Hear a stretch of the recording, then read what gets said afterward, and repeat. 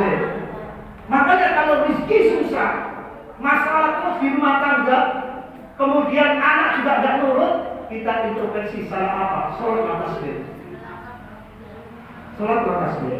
Di antara ibu mungkin punya sakit fisik, gula, atau hipertensi dan lain sebagainya, mohon maaf.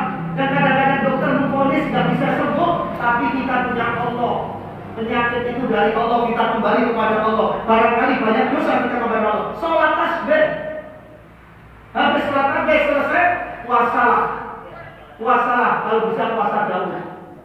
Sehari puasa, sehari kasih. Insya Allah, insya Allah. Yang namanya gula darah, yang namanya hipertensi dan lain sebagainya, insya Allah. Karena itu adalah cara menghapus kita. Dan kita sadari bahwa kita banyak dosa dari Allah Subhanahu wa Ta'ala. Kemudian selanjutnya zina apa, Bu? Wal yadu zinaha al-barsh. Tangan itu zinanya menyentuh. Nyentuh aja termasuk zina. Ini enggak gandengan. Yang bukan muhrimnya. Kadang-kadang salaman. Belum apa-apa masih pacaran di atas salaman sultan. Kadang-kadang cium gini. Enggak ada manfaat ini. Lah anak-anak kita jangan dibiasakan salam kayak gitu kepada orang tua, harus dicium.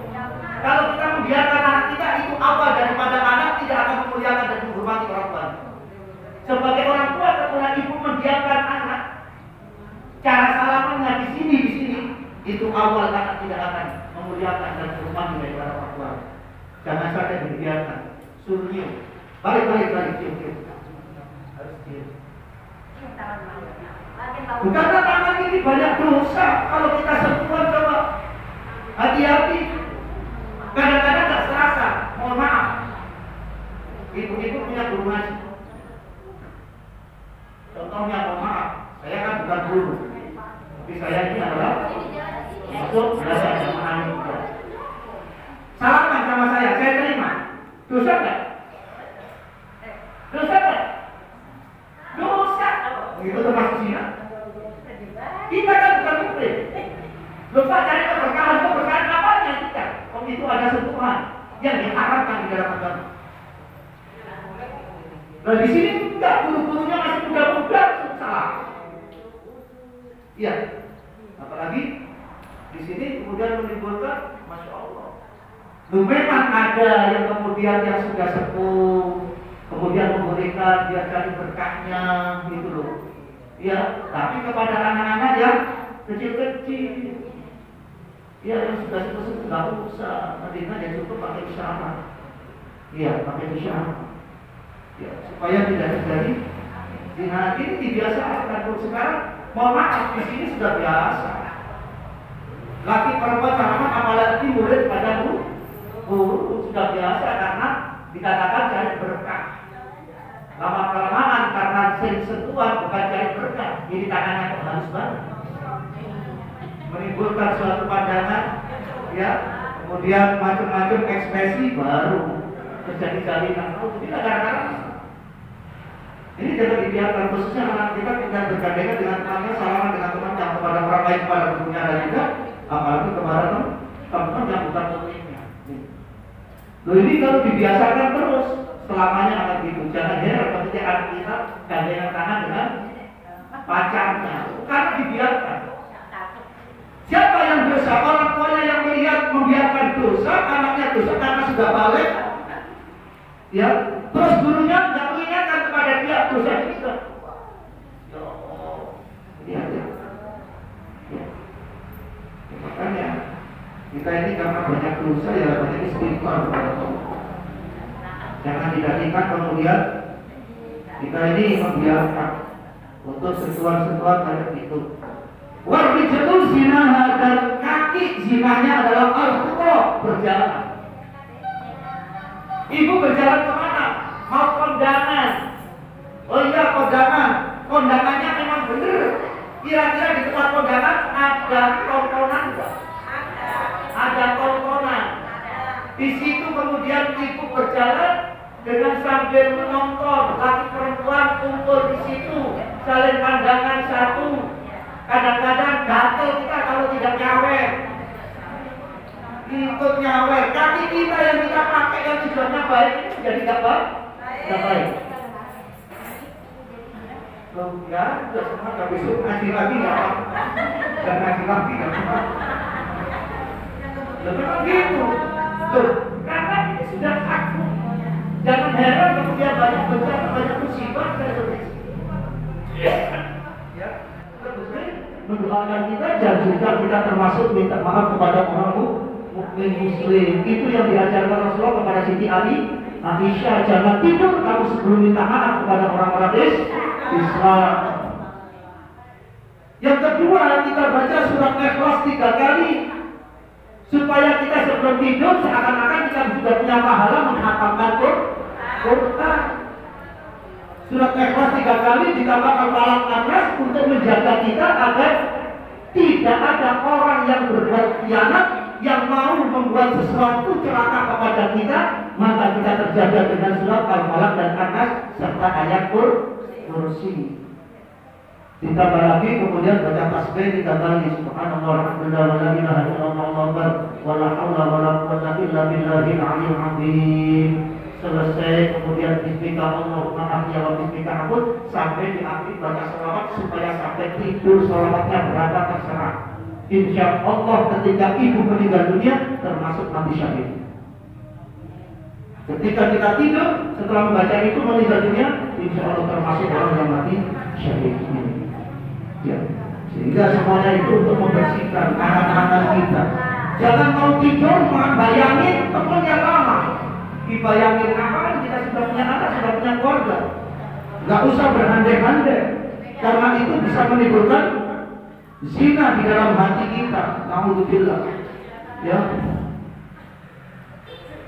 Kemudian dalam angan-angan itu wa yusaddiqu dzalikal farju aw yukadzibuhu.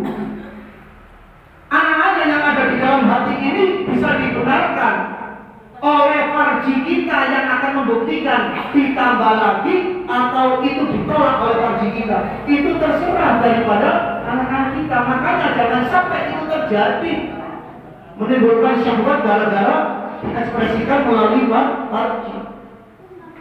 Ya, dibenarkan oleh itu atau tidak dibenarkan, kita harus menjauhinya.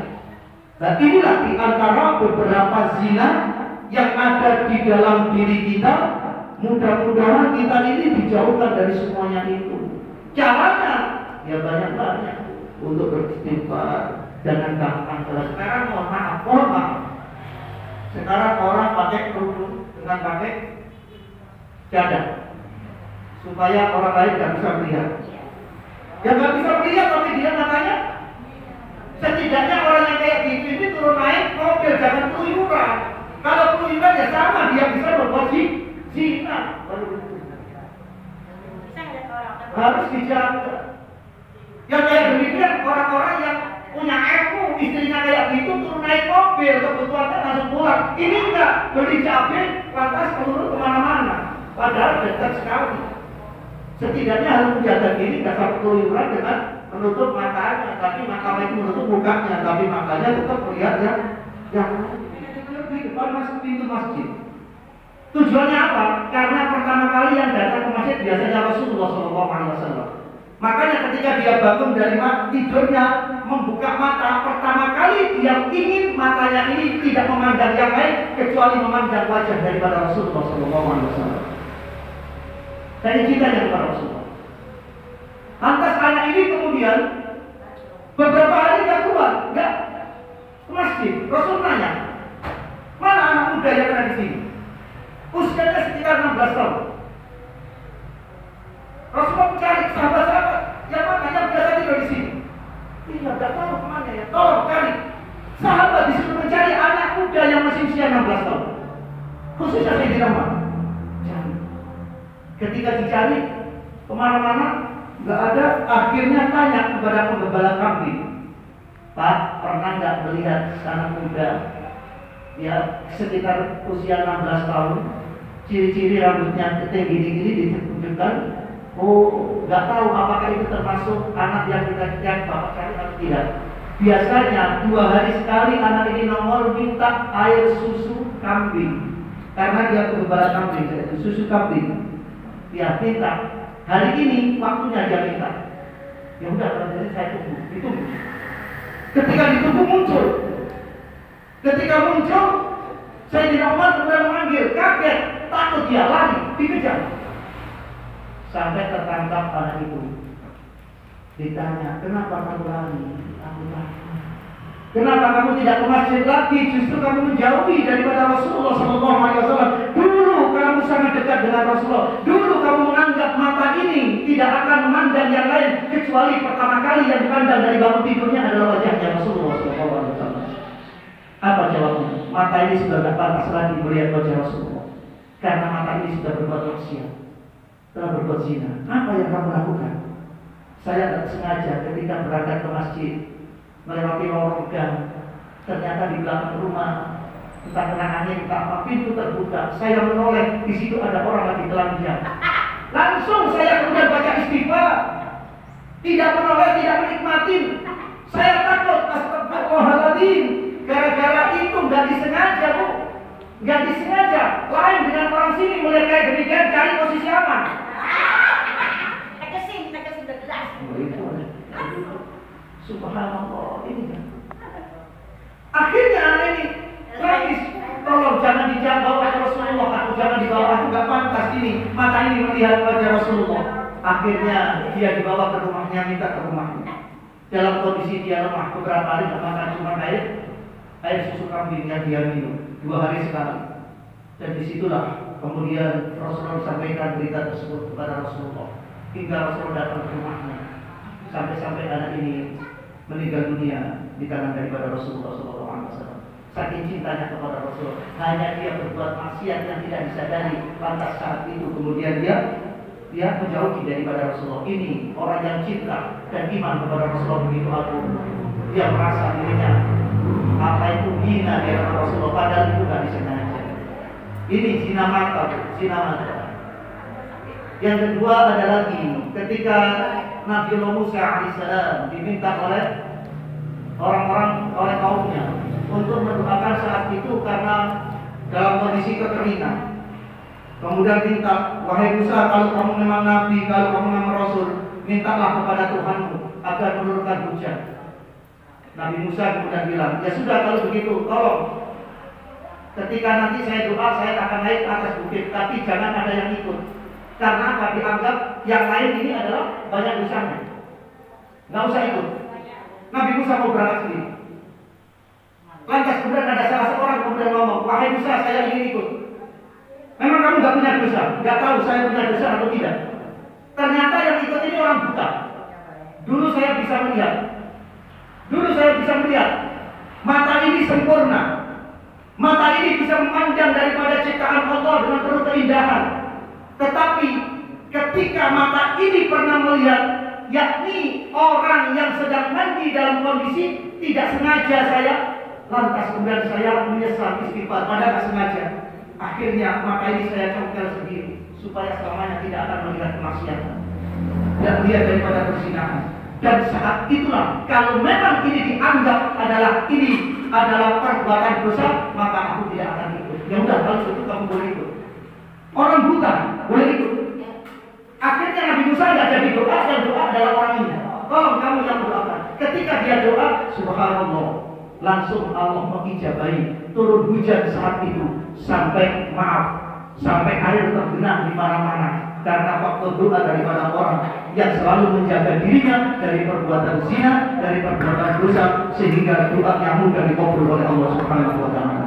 Untuk itu, ibu-ibu jamaah yang saya hormati, mari kita banyak-banyak mengetahui hidayahnya Allah Subhanahu wa taala, serta mudah-mudahan Allah Subhanahu wa taala memberikan suatu ampunan kepada kita atas dosa-dosa kita, kesalahan-kesalahan kita, serta tidak ada harapan di dalam hidup kita untuk selalu istighfar, kecuali mengharap agar mati mati kita dalam kondisi husnul khotimah.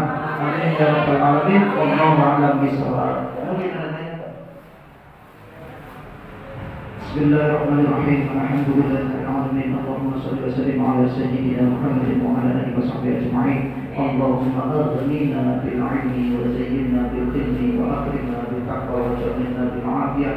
Allahumma inna nas'aluka anna nabiyyaka bil mursalin wa inna malaikatahu الدين اللهم اغفر لنا ذنوبنا ولوالدينا وارحمنا كما ربيانا صغارا ربنا هب لنا من ازواجنا وذرياتنا قرة اعين واجعلنا للمتقين اماما اللهم اجعل اولادنا وتلاميذنا وذرياتنا خصوصا kepada kalian berjabir من أهل الخير وأهل القرآن ولا تجعلنا وإياكم أهل الشر والخير ربنا تقبل منا إنك أنت السميع العليم وتب علينا إنك أنت التواب الرحيم اللهم اجعل جمعنا هذا جمعا نافعا مباركا وتفرقنا تفرقنا معصوما برحمتك يا أرحم الراحمين ربنا آتنا في الدنيا حسنة وفي الآخرة حسنة وقنا عذاب النار وصلى الله على سيدنا محمد والحمد لله رب العالمين سبحانك اللهم وبحمدك أشهد أن لا إله إلا أنت أستغفرك وأتوب إليك والسلام عليكم ورحمة الله